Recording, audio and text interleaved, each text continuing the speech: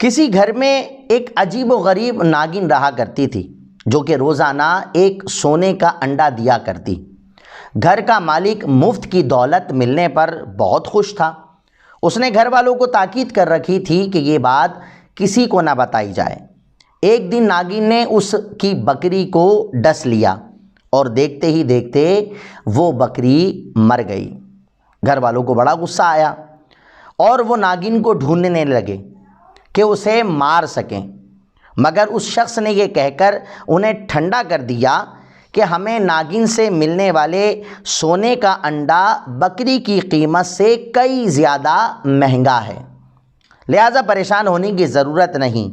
کچھ عرصے کے بعد ناگن نے اس کے پالتو گدھے کو بھی ڈس لیا اور وہ بھی فوراً مر گیا۔ وہ لالچی شخص گھبرا گیا، مگر تھوڑی ہی دیر میں دوبارہ لالچ کے نشے میں آ کر کہنے لگا، اس نے آج ہمارا دوسرا جانور مار ڈالا، خیر کوئی بات نہیں، اس نے کسی انسان کو تو نقصان نہیں پہنچایا۔ اس کے بعد 2 سال تک ناگن نے کسی کو نہ ڈسا۔ گھر والے اپنے جانوروں کو بھول گئے۔ اچانک ایک دن پھر ناگن نے اس کے غلام کو ڈس لیا۔ اس بیچارے نے مدد مانگی، مالک کو پکارا، مگر اس سے پہلے کہ مالک اس تک پہنچتا زہر کی وجہ سے غلام مر گیا۔ اب وہ لالچی شخص بڑا پریشان ہو گیا، کہنے لگا، اس ناگن کا زہر تو بہت خطرناک ہے، اس نے جس کو ڈسا فوراً مر گیا، کہیں یہ میرے گھر والوں کو بھی نقصان نہ پہنچائے، ڈس نہ لے۔ وہ کئی دن اسی پریشانی میں رہا، مگر سونے کے انڈے کی چمک دمک نے ایک بار پھر اس کی آنکھوں پر پٹی باندھ دی اور یہ سوچ کر خاموش ہو گیا، اگرچہ ناگن کی وجہ سے ہمیں نقصان ہو رہا ہے، مگر سونے کے انڈے بھی تو مل رہے ہیں۔ کچھ ہی دنوں بعد ناگن نے اس کے بیٹے کو ڈس لیا۔ فوراً ڈاکٹر کو بلایا گیا، لیکن وہ بھی کچھ نہ کر سکا۔ آخر کار اس کے بیٹے نے بھی تڑپ تڑپ کر جان دے دی۔ جوان بیٹے کی موت میاں بیوی پر بجلی بن کر گری اور وہ غصے میں آ کر کہنے لگے، اب میں اس ناگن کو زندہ نہیں چھوڑوں گا، مگر وہ ان کے ہاتھ نہ آئی۔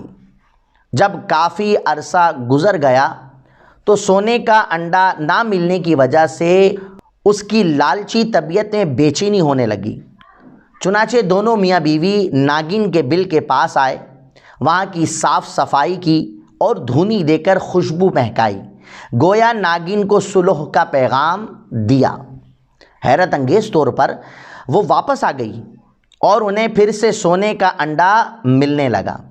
مال و دولت کی ہرس نے اسے اندھا کر دیا اور وہ اپنے بیٹے اور غلام کی موت کو بھول گئے۔ ایک دن ناگن نے اس کی زوجہ کو سوتے میں ڈس لیا۔ تھوڑی ہی دیر میں اس نے بھی دم توڑ دیا۔ اب وہ لالچی شخص اکیلا رہ گیا تو اس نے ناگن والی بات اپنے بھائیوں اور دوستوں کو بتائی۔ سب نے مشورہ دیا کہ تم نے بہت بڑی غلطی کی، اب بھی وقت ہے، سنبھل جاؤ اور جتنی جلدی ہو سکے اس خطرناک ناگن کو مار ڈالو۔ اپنے گھر آ کر وہ شخص ناگن کو مارنے کے لیے موقع تاک کر بیٹھ گیا۔ اچانک اسے ناگن کے بل کے قریب ایک قیمتی موتی نظر آیا، جسے دیکھ کر اس کی لالچی طبیعت خوش ہو گئی۔ دولت کی ہوس نے اسے سب کچھ بھلا دیا۔ وہ اپنے آپ سے کہنے لگا، وقت طبیعتوں کو بدل دیتا ہے، ہو سکتا ہے کہ اس ناگن کی طبیعت بھی بدل گئی ہو کہ جس طرح یہ سونے کے انڈوں کے بجائے اب موتی دینے لگی ہے، اسی طرح اس کا زہر بھی ختم ہو گیا ہو، چنانچہ اب مجھے اس سے کوئی خطرہ نہیں۔ یہ سوچ کر اس نے ناگن کو مارنے کا ارادہ ختم کر دیا۔ روزانہ ایک قیمتی موتی ملنے پر وہ لالچی شخص بہت خوش رہنے لگا اور ناگن کی پرانی دھوکہ بازی کو بھول گیا۔